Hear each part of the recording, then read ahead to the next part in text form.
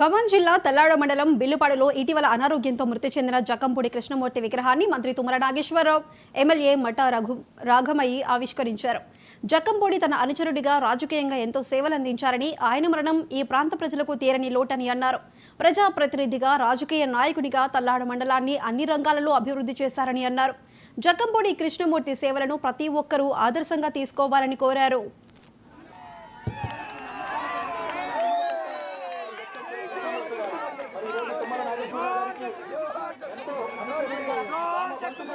కష్టాల్లో సుఖాల్లో కూడా ఏనాడు ఇందాక లక్ష్మణ్ గారు చెప్పినట్లుగా ఏనాడు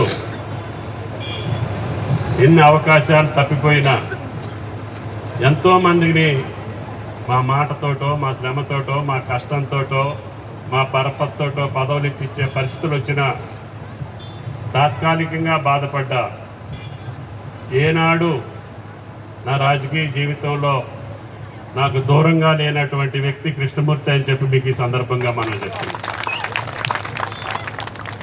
దురదృష్టం,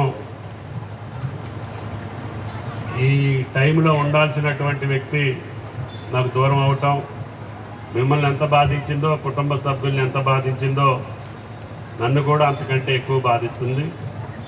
అయినా విధి రాతను తప్పించలేం కాబట్టి వేదిక మీద ఉన్నటువంటి ఆయన సహచరులు అందరూ ఆయనతోటి గత 40-45 సంవత్సరాలుగా రాజకీయాలు గడిపినటువంటి మేము ఆయన జ్ఞాపకాలు మర్చిపోలేకుండా.